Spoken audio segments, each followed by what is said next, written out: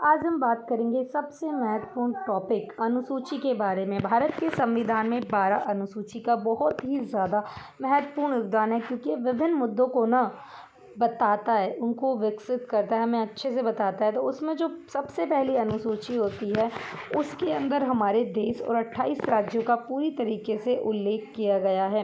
Union territories हो या फिर स्टेट नेम हो, सबको अच्छे से बताया जाता है। इस अनुसूची में राज्यों के स्थापित होने का उल्लेख भी किया जाता है। नेक्स्ट है हमारी अनुसूची दूसरी, सेकंड अनुसूची में। इस अनुसूची में क्या होता है ना, इसके अंदर हमें वेतन, भत्ते और पेंशन के बारे में सब कुछ बताया जाता है।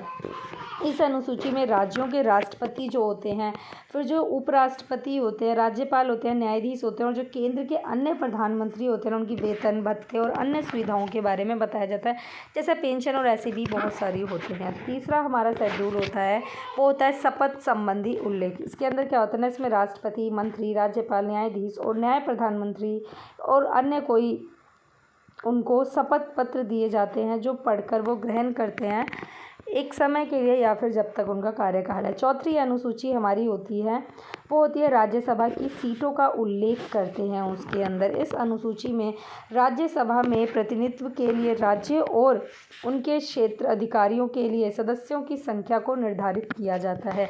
हमारी अगली अनुसूची होती है अनुसूची 5वीं, अनुसूचित जाति और जनजाति क्षेत्रों के प्रशासन का उल्लेख किया जाता है। यह अनुसूचित, वंचित और पिछड़े हुए क्षेत्रों में आदिवासी जनजातियों को अधिकार और उनके विकास के लिए विशेष व्यवस्था प्रदान करती है या देती है। हमारी अगली अनुसूची है, वो है हमारी छठी अनुसूची। इसके अंदर असम, त्रिपुरा, मेघालय, मिजोरम का जनजातीय प्रशासन पूरे तरीके से बताया जाता है। इसमें त्रिपुरा भी है।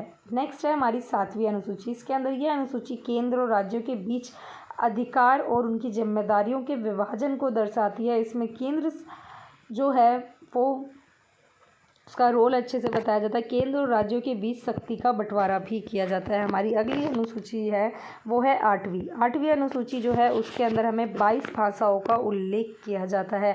इसमें भारत के अंदर जो मान्यता प्राप्त भाषाएं हैं, उनका उल्लेख किया जाता है, जिनमें से मैं आपको कुछ बताती हूँ, जैसे हिंदी, बंगाली, तमिल, तेलुगु, मराठी, गुजराती, ये सब भी शामिल और अन्य भाषाएं भी शामिल हैं। 9वीं अनुसूची है हमारी। इसके अंदर इस अनुसूची के तहत कुछ कानूनन को न्यायिक समीक्षा से दूर रखा गया था, लेकिन अब यह अनुसूची संविधान के मूलभूत अधिकार के विरुद्ध न होने पर विचारहीन है। भूमि सुधार संबंधी वैसे ये होती है। हमारी अगली है 10वीं अनुसूची। इस अनुसूची में ना, ये अनुसूची बहुत ज़्यादा इम्पोर्टेंट होती है, क्योंकि इसमें दल बदल संबंधित प्रावधान बताया जाता है, जो कि 52वां संशोधन है 1985 से।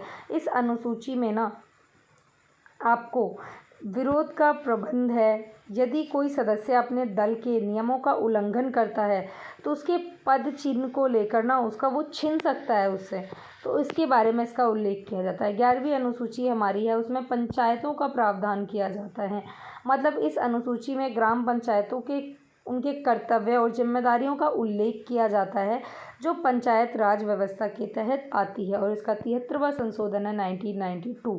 अब आता है हमारा लास्ट अनुसूची, जो कि है 12वीं अनुसूची। इसके अंदर नगर निकायों का प्रावधान किया जाता है। जैसे इस अनुसूची में अगर नगर पालिकाओं के कर्तव्य और जिम्मेदारियों का उल्लेख किया गया है, जो शहरों में सुविधाओं को और उनके विकास को प्रभावित करती है। यह अनुसूची जो है ना, भारत के लिए बहुत ज़्यादा इम्पोर्टेंट है, और ये भारत को अच्छी तरीके से दर्शाती है, जिसमें राष्ट्र के विकास और लोगों के हितों के बारे में उनका ख्याल रखा जाता है।